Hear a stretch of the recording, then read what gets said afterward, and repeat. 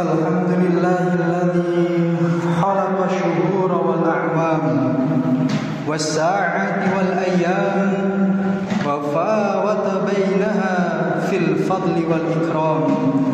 Ashhadu an la ilaha illallah wahdahu la sharika lah munzilu rahmatihi 'ala ad-dawam wa ashhadu anna Muhammadan 'abduhu wa rasuluhu samil manzilati wa 'alil maqam.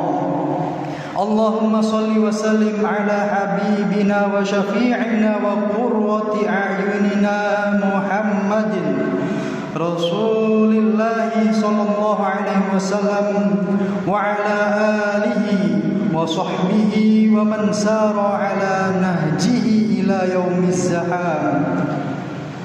Amma ba'du fa ya ibadallah usikum wa iyaya nafsi bitaqwallah faqad fazal muttaqun. Qala Allah ta'ala fi kitabihil karim a'udzu billahi minasy syaithanir rajim.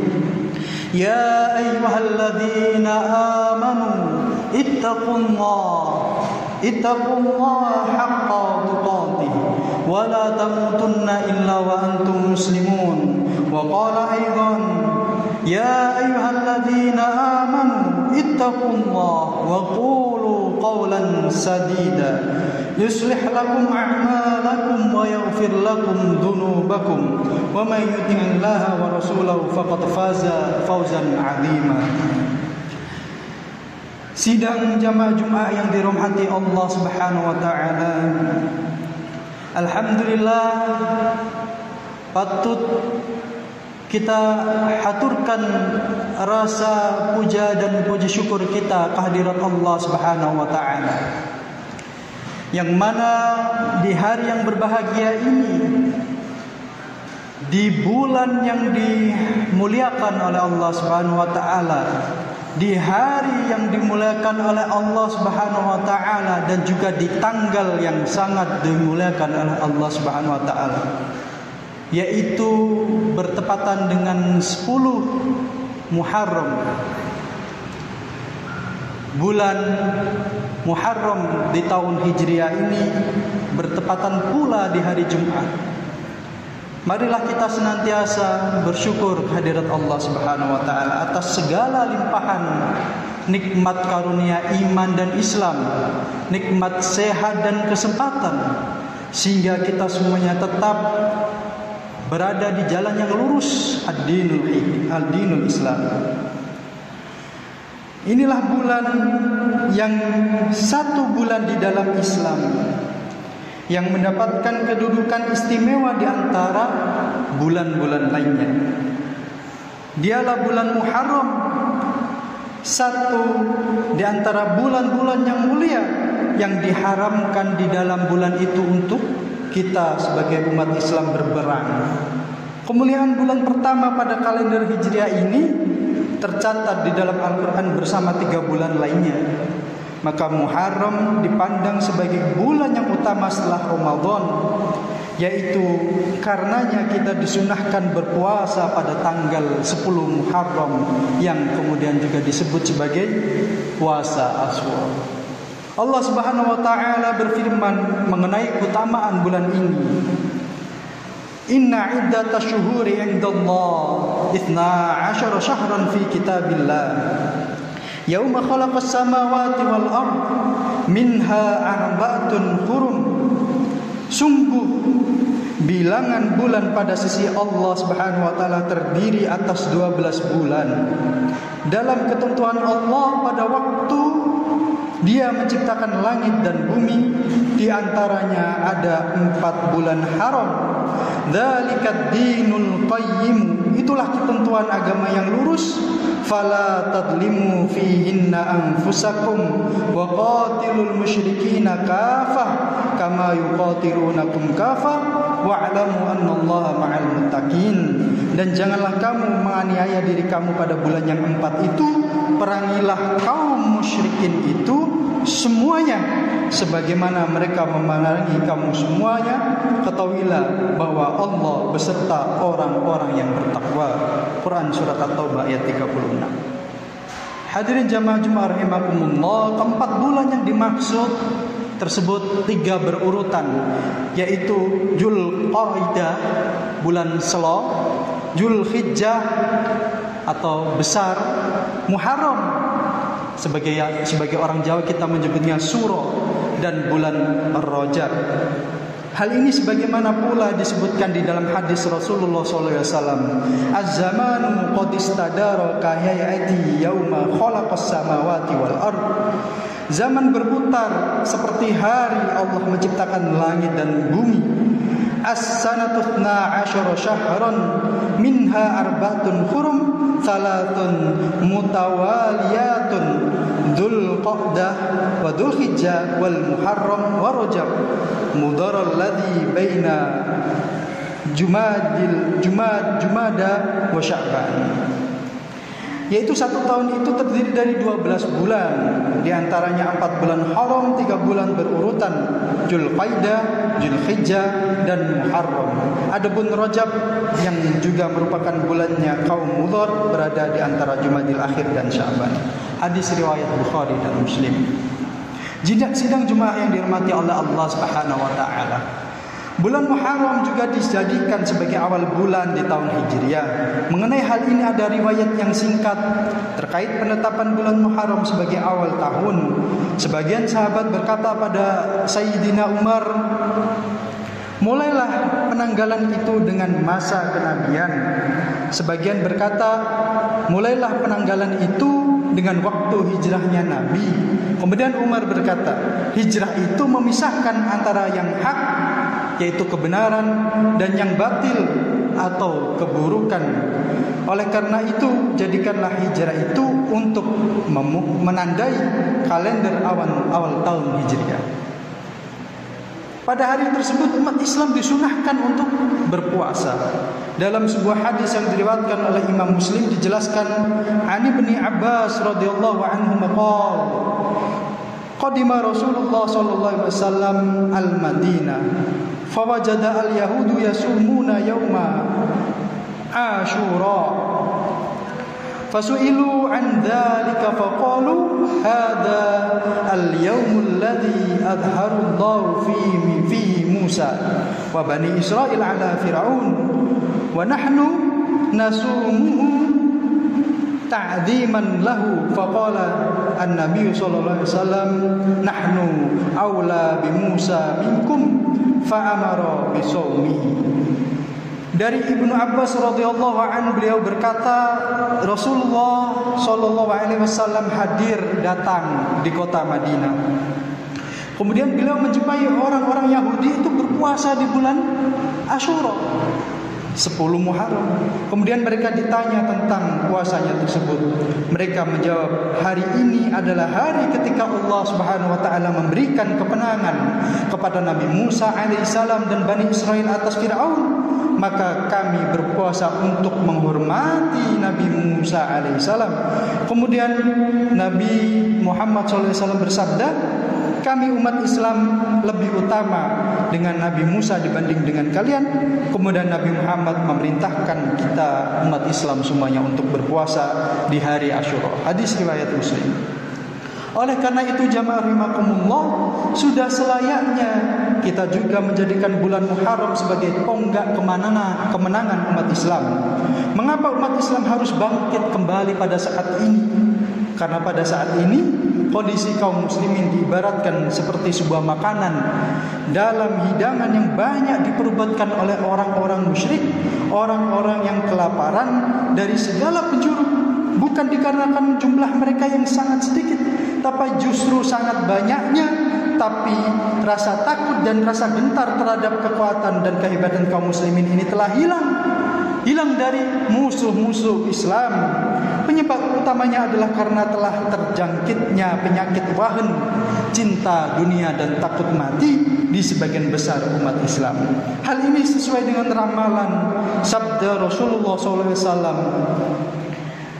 An Tauban qala Rasulullah sallallahu alaihi wasallam, dari Tauban ia berkata bahwa telah bersabda baginda Muhammad sallallahu alaihi wasallam, yushikul umam an tada'a alaikum kama tada'a al-akala. Hampir-hampir saja bangsa-bangsa memangsa kalian, memangsa kita semua sebagai umat muslim, sebagaimana orang kelaparan menghadapi meja penuh hidangan. Seorang bertanya, apa saat itu kita sedikit wahai Rasulullah? Jawab Nabi Muhammad adalah, bahkan pada saat itu kalian sangat amat banyak, akan tetapi kalian seperti buih di tengah lautan. Allah akan cabut rasa takut dari dada musuh kalian, dan Allah sungguh akan mencampakkan penyakit wahan di dalam hatimu. Kemudian seseorang bertanya, ya Rasulullah, apa itu wahan? Al-wahn qala hubbud dunya wa karahiyatul maut. Wahn itu adalah cinta dunia dan takut mati. Hadis riwayat Abu Dawud dan Imam Ahmad. Oleh karenanya sekali lagi momentum 1445 Hijriah ini harus kita jadikan sebagai titik tolak kesadaran umat Islam untuk meraih kemenangan dan kejayaan Islam yang telah lama menghilang. Sidang Jumat yang dirahmati oleh Allah Subhanahu wa taala, setidaknya ada 4 yang harus kita canangkan sebagai umat Islam pada saat ini sebagai tonggak kemajuan kita. Yang pertama adalah kemenangan di bidang ilmu pengetahuan. Tidak diragukan lagi umat Islam merupakan pelopor pengembangan ilmu pengetahuan modern saat ini. Pada zaman abad pertengahan kita mengetahui bahwa kemajuan keilmuan begitu sangat pesat di tengah-tengah umat Islam. Bahkan di awal turunnya ayat di dalam Al-Quran, surat Al-Alaq ayat 1-5 itu berbicara tentang ilmu pengetahuan. Maka ini yang harus kita canangkan sebagai tonggak kemajuan umat Islam. Bahkan pada saat abad pencerahan itu hadir, jauh sebelum itu umat Islam telah maju di bidang ilmu pengetahuan. Kita ketahui di sebagian riwayat sejarah di Eropa sana, ketika selokan-selokan belum dibangun, sanitasi pengairan di perumahan itu belum dibangun, kekotoran dan kumuhan ada di pelosok-pelosok negara di Eropa sana. Justru umat Islam telah membangun peradaban yang sangat indah, yaitu di kota Baghdad dan juga di Cordoba di Spanyol. Mereka hadir sebagai cendekiawan dan ilmuwan dunia. Karya-karya masterpiece umat Islam dan karya agung mereka pun banyak dialihbahasakan ke berbagai belahan dunia. Tercatat dalam sejarah bahwa pada masa keemasan itu, ibu kota Daulah Abbasiyah di Baghdad menjadi pusat kejayaan Islam. Ia menjadi tempat berkumpul para cendekiawan muslim dari seluruh dunia untuk menerjemahkan teks-teks kuno ke dalam bahasa Arab dan Persia. Demikian juga yang terjadi di Kairo, Mesir. Begitu pula di Cordoba, Spanyol, menjadi pusat perkembangan sains, filsafat, ilmu kedokteran, pendidikan dan lain sebagainya bagi pencerahan di seluruh dunia. Karenanya peradaban kaum muslim pada saat itu benar-benar menjadi sokoh guru dunia dalam perkembangan ilmu pengetahuan dan teknologi. Maka wajar jika kaum muslimin pada saat ini pun patut dapat mengembalikan pencapaian tersebut. Jamaah Jumat rahimakumullah.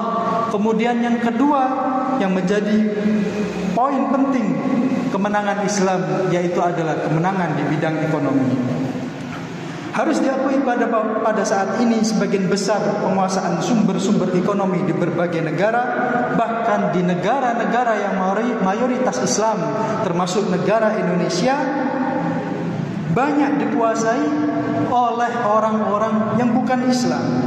Bahkan tercatat 10 orang terkaya di Indonesia, hanya 1 di antaranya yang beragama Islam dan dianggap sebagai pribumi. Lainnya bukanlah orang yang beragama Islam. Oleh karenanya sangat wajar, bahkan menjadi keharusan bagi umat Islam pada saat ini untuk selalu bermujahadah dalam hal ekonomi, bersungguh-sungguh untuk menguasai kembali kunci-kunci perekonomian dunia. Semua itu didorong agar kekayaan dunia lebih bermanfaat bagi kehidupan. Maka kemenangan ekonomi ini salah satu yang menjadi data penting adalah potensi zakat, infak, sedekah serta wakaf atau ziswaf umat Islam yang sangat luar biasa. Ditambah lagi kesadaran dan semangat kaum muslimin mengeluarkan ziswaf itu sudah semakin meningkat. Oleh karenanya kemenangan ekonomi pada saat ini menjadi sangat penting bagi umat Islam agar kekayaan dapat menjadi merata dan dimanfaatkan untuk dakwah Islam yang berkemajuan. Sidang jamaah Jumat rahimakumullah. Kemudian yang ketiga yang tak kalah penting yang menjadi tonggak kemajuan bagi umat Islam adalah juga kemenangan politik. Memang agak gampang susah untuk membicarakan soal politik ini, meskipun umat Islam pernah mengalami kejayaan yang luar biasa di bidang politik. Jika dihitung sejak masa awal diutusnya Nabi Muhammad SAW sampai beliau hijrah ke Madinah, maka hanya membutuhkan waktu kurang lebih 8 tahun kaum muslimin untuk menguasai perpolitikan di Jazirah Arab. Capaian itu ditandai dengan peristiwa Fathu Mekah yang terjadi pada tahun ke-8 setelah hijrah. Rasulullah SAW dan para sahabatnya pada saat itu hijrah ke suatu tempat yang kemudian kita kenal sebagai Madinah. Dulunya namanya bukan Madinah, yaitu kota Yasrib. Beralih nama menjadi Madinah adalah suatu tanda bahwa Nabi Muhammad SAW hijrah ke Madinah tidak hanya membangun dakwah secara spiritual dan ritual saja, melainkan baginda Muhammad dan para sahabatnya hijrah ke Madinah, hijrah ke kota Yasrib itu juga melahirkan atau membangun sebuah institusi negara. Inilah yang menjadi penting bagi umat Islam, bahwa keberadaan negara atau kekuatan politik dan kekuasaan itu menjadi sangat amat penting. Maka setelah itu dilanjutkan masa kepemimpinan itu di masa Khulafaur Rasyidin yang kurang lebih selama 32 tahun. Islam kemudian berkembang ke seluruh penjuru dunia sampai ke tanah Nusantara ini. Selanjutnya kejayaan pemerintahan Islam itu terjadi pada periode Daulah Umayyah di Damaskus, Suriah, hingga periode kekuasaan Abbasiyah sampai yang terakhir pada saat setelah keruntuhannya yaitu Daulah Utsmaniyah, Turki Utsmani yang saat ini menjadi negara yang kecil. Inilah jamaah rahimakumullah, pada masa itulah Islam kemudian benar-benar menguasai perpolitikan dunia. Misi-misi dakwah yang dipayungi oleh kekuatan politik pun dikirimkan ke berbagai belahan bumi, menyeberangi lautan dan samudra yang sangat amat luas untuk mensiarkan dakwah Islam. Oleh karena Islam pun kemudian dapat menyebar kemana-mana, termasuk hingga ke tanah yang kita cintai ini, yaitu negeri Indonesia. Sidang jamaah Jumat rahimakumullah, dan yang terakhir, yang keempat, yang menjadi tanda tonggak kemajuan umat Islam adalah kemenangan akidah al-haq di atas al-batil, yaitu kemenangan kebenaran di atas yang batil. Allah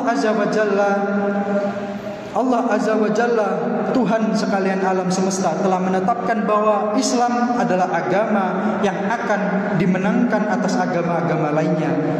Penetapan ini tertuang di dalam Al-Quran. Huwallazi arsala rasulahu bil huda wa dinil haqq liyudhhirahu 'ala dini kulli wa kafa billahi syahida walau karihal musyrikun. Dialah yang telah mengutus rasulnya dengan membawa petunjuk Al-Quran dan agama yang benar untuk dimenangkan atas segala agama walaupun orang-orang musyrik tidak menyukai. Jika posisi keunggulan kaum muslimin di bidang ilmu pengetahuan ekonomi, politik dan akidah ini dapat diraih kembali, maka kehadiran Islam sebagai rahmatan lil alamin dapat dirasakan oleh seluruh alam semesta ini, tidak hanya manusia tetapi juga seluruh makhluk yang ada di dalamnya, baik yang bernyawa seperti binatang dan tumbuh-tumbuhan itu maupun yang tidak bernyawa. Allah Subhanahu wa taala berfirman, "Wa ma arsalnaka illa rahmatan lil alamin."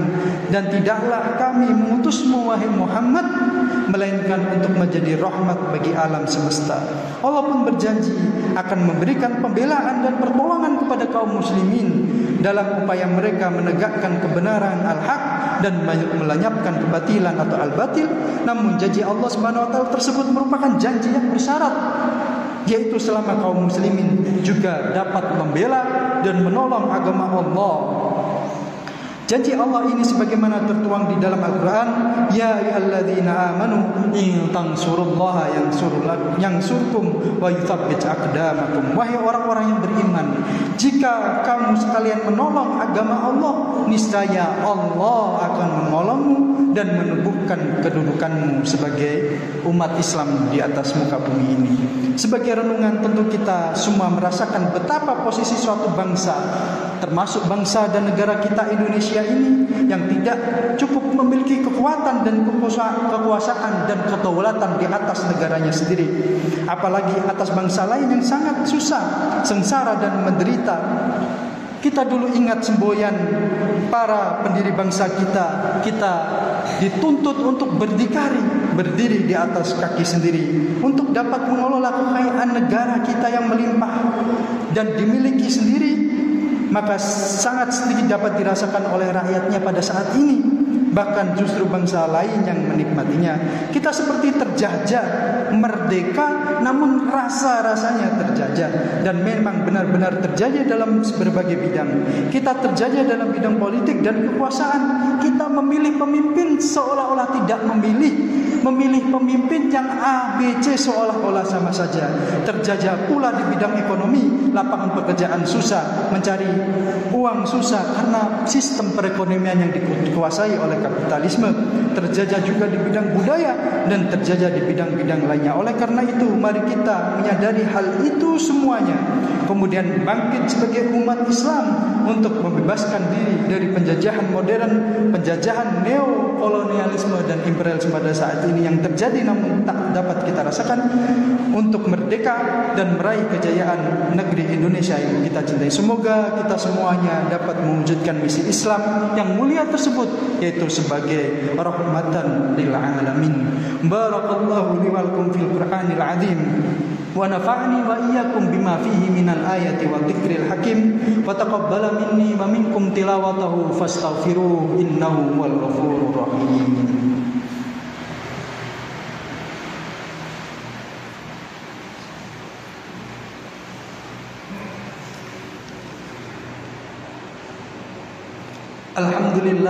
Alhamdulillahi rabbil alamin wa bihi nasta'inu ala umuri dunya waddin wassalatu wassalamu ala asyrafil anbiya'i wal mursalin nabiyina Muhammadin wa ala alihi wa sahbihi ajma'in. Asyhadu an la ilaha illallah wahdahu la syarika lah wa asyhadu anna Muhammadan abduhu wa rasuluh.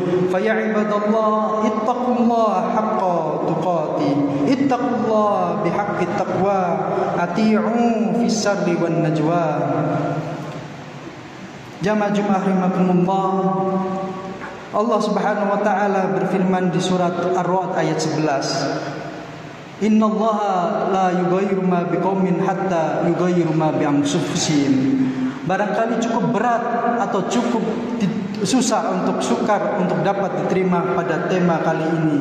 Akan tetapi Allah Subhanahu wa taala selalu menghariskan bahwa perubahan itu dapat dilaksanakan meskipun hanya dimulai dari diri kita masing-masing. Karena semua itu bermula dari pikiran, yang mana pikiran itu membawa pada semangat-semangat kecil, yang semangat-semangat kecil itu dapat menular ke satu dengan yang lainnya, kemudian dapat terciptalah peradaban yang lebih baik lagi dengan kemajuan umat Islam yang kemudian menciarkan rahmatan lil alamin ke seluruh dunia. Oleh karenanya marilah kita berdoa bersama untuk kebaikan kita semuanya dan kebaikan umat muslim di seluruh dunia. إن الله وملائكته يصلون على النبي يا أيها الذين آمنوا صلوا عليه وسلموا تسليما اللهم صل وسلم وبارك على محمد وعلى آله وصحبه أجمعين والحمد لله رب العالمين حمدا شاكرين حمدا ناعمين حمدا يوفي نعمه ويكافي مزيده يا ربنا لك الحمد كما ينبغي لجلال وجهك الكريم عظيم سلطانك اللهم اغفر للمسلمين والمسلمات والمؤمنين والمؤمنات الأحياء منهم والأموات إنك سميع قريب مجيب الدعوات فيا قاضي الحاجات اللهم إنا نعوذ بك من جهد البلاء ودرك الشقاء وسوء القضاء وشماتة الأعداء اللهم إنا نسألك سلامة في الدين وعافية في الجسد وزيادة في العلم وبركة في الرزق وتوبة قبل الموت ورحمة عند الموت ومغفرة بعد الموت اللهم هون علينا في سكرات الموت ونجاة من النار والعفو عند الحساب اللهم إنا نسألك الهدى والتقى والعفاف والغنى اللهم إنا نسألك الصحة والعافية وحسن الخلق اللهم اغفر لنا ذنوبنا ولوالدينا وارحمهم كما ربونا صغارا اللهم اغفر لنا ذنوبنا ولإخواننا الذين سبقونا بالإيمان ولا تجعل في قلوبنا غلا للذين آمنوا إنك أنت الرؤوف الرحيم اللهم اجعل هذه البلدة بلدة طيبة وربا غفور ولهذا البلدة أولادا وبنات صالحين وصالحات عالمين وعالمات نافعين ونافعات متقدمين ومتقدمات مطيعين ومطيعات لإله كلمتك يا الله اللهم إنك تعلم أن هذه القلوب قد اجتمعت على محبتك والتقت على طاعتك وتوحدت على دعوتك وتعاهدت على نصرة شريعتك فاثق اللهم رابطتها وأدم مدها وهي سبلها واملحها بنورك الذي لا يخبو واشرح صدورها بفيض الإيمان بك وجميل التوكل عليك وأحيها بمعرفتك وأمتها على الشهادة في سبيلك إنك نعم المولى ونعم النصير سبحانك اللهم وبحمدك أشهد أن لا إله إلا أنت أستغفرك وأتوب إليك ربنا وتقبل دعاء ولذكر الله أكبر أقيم الصلاة